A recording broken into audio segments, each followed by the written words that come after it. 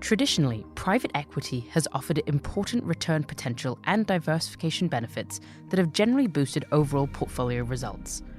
Over the past 2 decades, we've seen more and more companies staying private for longer, and today there are more than twice as many private companies as there are public. But does the private for longer trend have broader implications for investors? And importantly, what does the sell-off in public markets, the end of cheap leverage, the rising rate environment, and potential recession risk mean for private equity investors? My name is Anu Rajakumar, and joining me today is my colleague Maura Reilly Kennedy, a managing director in private equity here at Neuberger Berman, who's going to share more about the evolution of private equity, its unique characteristics, and how private equity investors are adapting to today's new normal. Maura, thanks for coming on the show. I'm thrilled to be here. Thank you for having me. So let's start off with a bit of context, Maura. Private equity investing has evolved dramatically over the past few decades. Talk us through that evolution of this important segment of the investment opportunity set. So yes, we have seen many investors allocating to private equity, but to set this stage, private equity is a different industry today than it was in years past. The private equity market has grown dramatically over the last 30 years, and during that same period, as you mentioned, the number of publicly traded companies has declined. And to put it in context, in 1990, the private equity industry was $21 billion, or 0.2% of public equity market capitalization of $9 trillion. But last year, the private equity industry represented $2.3 trillion, while the public market cap was up around $100 trillion. Private equity still represents a modest 2% of public market capitalization, so it's still a pretty small industry in comparison. We think the growth was attributable to evolving investor behavior, disruptive innovations, financial disintermediation, and regulatory changes. And we believe this growth will continue in the future as investors are in pursuit of those higher returns. Our colleague Eric Knudsen, the head of Neuberger Berman's multi-asset investment team, just published a paper in the June edition of the Journal of Investing about the evolution of private equity over the last 30 years, and I encourage listeners to have a read. Maybe let's address an important question, and that's why. Why has private equity increased in popularity? Why have investors allocated, and why will investors continue to allocate to the asset class? The two biggest reasons to include private equity in a portfolio are return potential and diversification benefits. So let's focus on the diversification argument. First is the opportunity set for private equity firms. Private equity firms are playing in a different pond than public investors, and that pond is big and stocked with some great market-leading companies. As I just said, the investable universe on the public side is shrinking, while the investable universe on the private side has continued to grow. Many companies today are staying private for longer periods of time before deciding to go public, if they do so at all.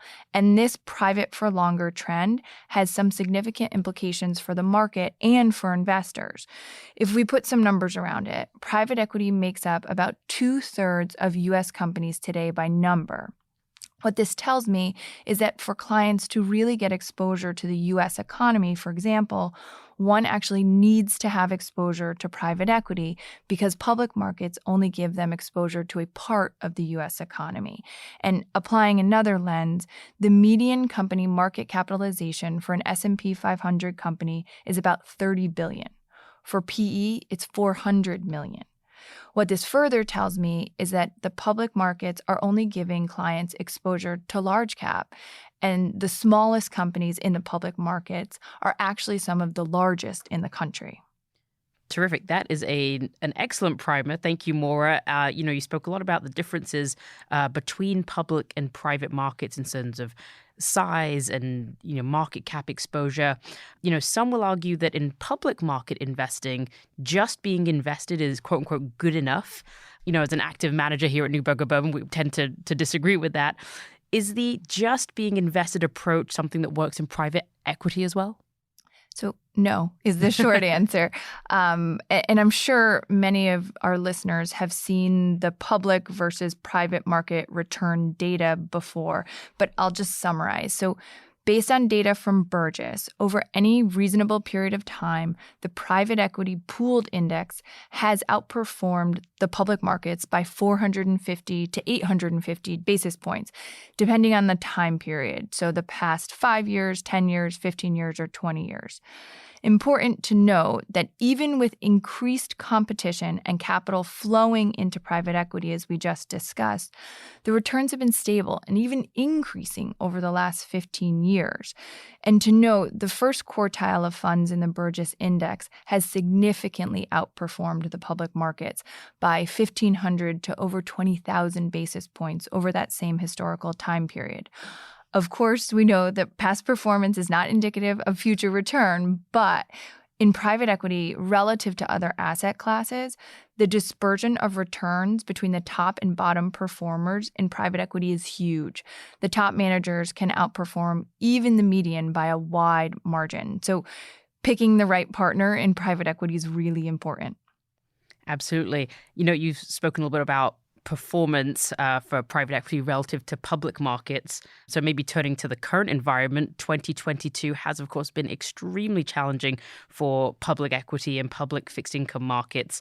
Talk about how that turmoil translates to private equity returns. What tends to happen to private equity when we see these massive sell-offs in public markets? And how should investors be thinking about their private equity allocations if they're concerned about looming recession or, the worst is yet to come? So it's a really interesting and incredibly timely topic, especially because private equity marks are on a lag and public market marks are instant. So my colleagues in Neuberger Berman's Institutional Solutions team recently published a paper on the historical impact of economic downturns on private equity. They analyzed historical private equity market performance during 3 recent periods of market distress to gain perspectives on current conditions. And I'll say that both this paper and Eric Knudsen's paper are available on our website, nb.com. So we, of course, recognize that the dynamics behind today's and recent volatility may be quite different from the past. It's important to note that private equity is not impervious to market downturns. Of course not. But in each of the downturns of the 2000s, the 2007 to 2009 global financial crisis, and the 2020 COVID-related market events, this analysis found that private equity historically experienced a less significant drawdown, about 50% of the public market's drawdown, and a quicker recovery than public equities in all 3 cases. We also noted a lag in the slowing of capital calls and a more immediate drop in distributions, both of which resumed as the economy and public markets regained their footing. One other thing to add, if you look at the historical vintage year by vintage year analysis of private equity returns, the best time to commit to private equity is during a downturn, so that the private equity manager is actually investing out of the downturn. It's almost impossible to time the market in private equity, however. So most seasoned private equity investors apply a consistent approach to committing to private equity annually with the understanding that certain vintage years will perform better than others. Great. Thank you very much, Maura. So now just to focus on how rising rates have been a big concern around valuations, could you speak to current multiple levels in private equity? So one of our biggest concerns now, and has been for years really, is elevated valuations. Entry valuation levels in private equity have risen pretty steadily over the last 8 or 9 years. And while anecdotally we're seeing a slight reduction in entry valuations now versus where we were in the beginning of the year, we think that valuation risk still is one of the biggest risks that private equity investors face in today's market. The private equity index data only goes through Q1 of this year because, as I said, private equity valuations are on a lag. And I know the world is different now. Q2 metrics are only now being estimated. But to better understand how investors should think about valuation risk, and importantly, the future prospects of private equity, we do need to dig a little deeper to understand what's behind the valuation metrics. So private equity firms have been shifting their focus towards higher quality, higher growth companies. Firms are investing in faster growing industries and in companies that tend to warrant higher valuations. In our co-investment business, we're investing about $4 billion per year directly into companies. And over the last 18 months or so, we've looked at close to 500 opportunities around the world with hundreds of private equity firms. 5 years ago, about 50% of the deals that we did, we underwrote to future top-line growth of 5%. Now, 100% of the businesses we're investing in, we're underwriting growth of over 5%. We are focused on these faster-growing industries that will capitalize on attractive tailwinds. And I would say that while private equity firms are able to hand-select quality, the returns that private equity firms and public market investors have enjoyed over the last 10 years may just not be repeatable in the upcoming 10 years. Yeah, I'm sure. I think even more reason to pick the right partner for your private equity portfolio. And maybe just to take that a step further, Maura, how is the current rate environment broadly impacting private equity? So as we know, all risk assets have benefited from a decade of easy monetary policy, low interest rates, and moderate inflation. And private equity is no exception. At a high level, rising inflation and interest rates impact private equity returns through the same avenues as public equity.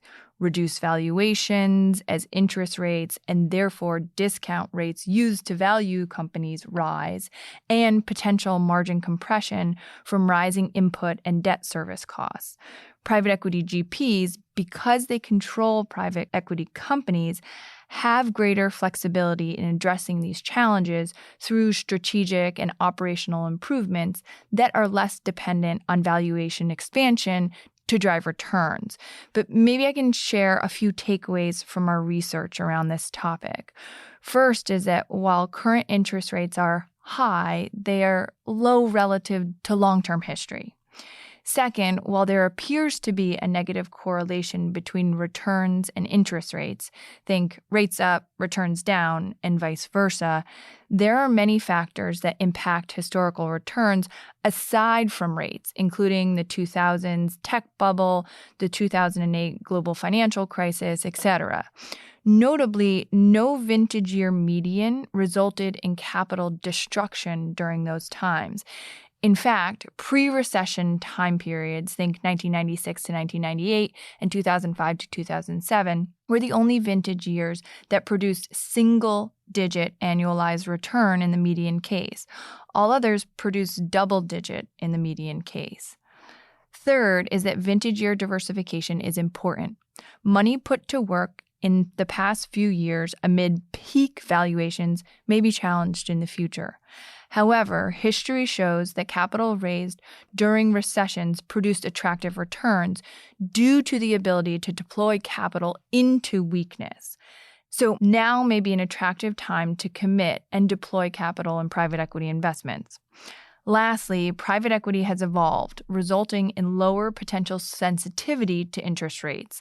As I said earlier, today's private equity firms are less dependent on high debt levels and financial engineering and more focused on driving value creation within secular growth companies through strategic and operational improvements that increase that top-line revenue. So, though not immune from rates and inflation, this should mitigate the impact of rising rates on balance sheets. All right, thanks very much. So, Maura, from your comments so far, you've delivered a fairly strong case for private equity, particularly in challenging markets as these. You've mentioned valuation risks. What are some other main risks that you see within the asset class? And can you also touch on potential barriers to entry? So, sure, the biggest risk of this asset class is illiquidity. A typical private equity fund investment is held for 10 or more years. And in traditional private equity structures, an investor commits to a private equity fund, and their commitment is called over 4 to 5 years. And then as the fund sells its portfolio companies, an investor typically receives cash back in the form of distributions starting around year 4 or 5. But those cash flow patterns are pretty unpredictable. But if an investor can withstand an element of illiquidity and unpredictability, we believe private equity is an attractive addition to a diversified portfolio. But you mentioned barriers to entry, and maybe I'll speak to the barriers that individual investors have had or reasons they have not typically invested in the asset class.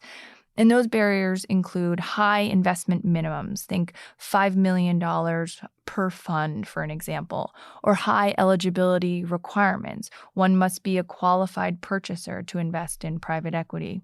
Long lockup periods, as I just mentioned, of 10, 12 plus years, uncertainty around future cash flows, and K1s that individual investors tend to dislike.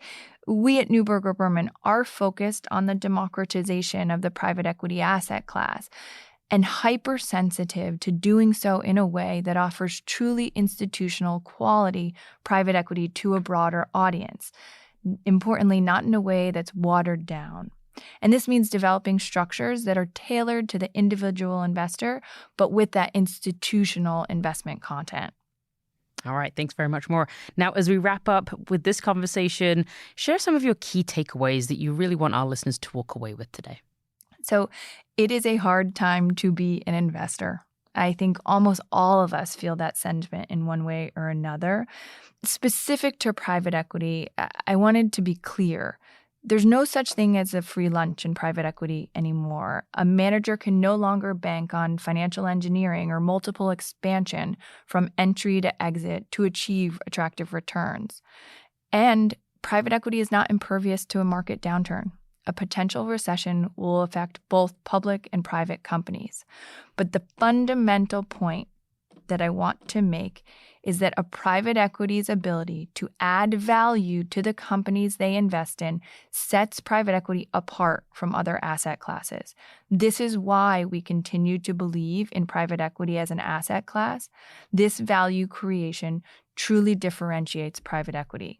Private equity firms have invested heavily in strategic and operating experts and resources to drive revenue growth in their portfolio companies, earnings, and return. The best firms develop aggressive strategic and operating plans with their portfolio company management team and provide them guidance and resources to successfully implement on these plans. Think add-on acquisitions, margin improvements, geographic and product expansions, and strategic repositioning. These plans allow private equity firms to create value not correlated to the market, while significantly mitigating valuation risk. And we believe this to be a huge advantage private equity investors have over public market investors. Simply put, if a firm can double the earnings in a company over a 4 to 5 year period, even if exit multiples contract during that firm's ownership, the investor is still likely to make good returns because of this ability to create value during ownership. As you alluded to earlier, Anu, we have a squeeze in labor markets, tight supply chains, rising inflation, geopolitical tensions, and an ongoing pandemic. And despite the recent volatility in public markets, although we're seeing some cracks, we still see relatively high valuation levels as well. Maybe I'll just cover a few strategies that we're pursuing at Neuberger Berman. We're focused on our core investment strategy. We're leveraging the strength of Neuberger's private equity platform and the relationships and deal flows that we have. We're trying to cast a broad net, looking for the best opportunities, and then being highly selective and investing only in what we believe are the best opportunities. And I'll mention 3 core themes. First is long-term secular growth trends. Investing in companies that we expect to benefit from higher growth rates due to long-term trends in our economy. The next is to focus on businesses that we expect to have lower cyclicality. These are companies that are more defensive in nature, either from the sectors that they're in or their end markets. And we're also looking to capitalize on complexity or market dislocation. Over the last number of years, we've seen opportunities that were complex and have taken advantage of that complexity. But there have been fewer opportunities for market dislocation. Given what's going on in the public markets, we believe there may be more opportunities for market dislocation opportunities coming up in the near term. And if so, we'll look to invest in those. All right, terrific. Those were very powerful closing comments. I'm going to end our conversation today with our staple bonus question. So more private equity funds invest in companies that are often founded by entrepreneurs passionate about their business. So outside of your professional life at Neuberger Berman, what is something that you're particularly passionate about? I'll tell you that I am passionate for women's rights, and I will share that I recently was a gestational carrier for my sister and her husband. That's something I was passionate enough to do. That's lovely. Thank you very much for sharing that. Maura, this has been an enlightening and important conversation about private markets. I'm sure our listeners have very much appreciated your views on private equity as an asset class and hearing about the historical resilience of private equity during challenging environments such as these, as well as hearing about the evolution and democratization of private equity. So, Maura, thank you again for joining me today. Thank you. And to our listeners, if you've liked what you've heard today on Disruptive Forces, we invite you to subscribe to the show via Apple Podcasts, Google Podcasts, or Spotify, or you can visit our website at www.nb.com/disruptive forces for previous episodes, as well as more information about our firm and offerings. This podcast contains general market commentary, general investment education, and general information about Neuberger Berman.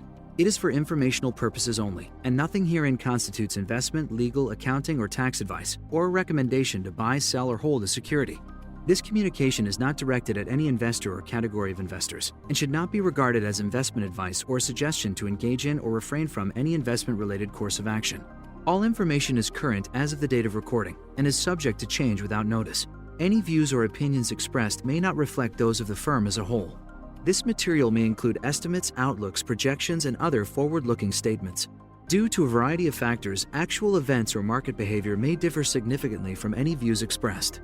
Please refer to the disclosures contained in the episode notes and episode details, which are an important part of this communication. Investing entails risks, including the possible loss of principal. Past performance is no guarantee of future results.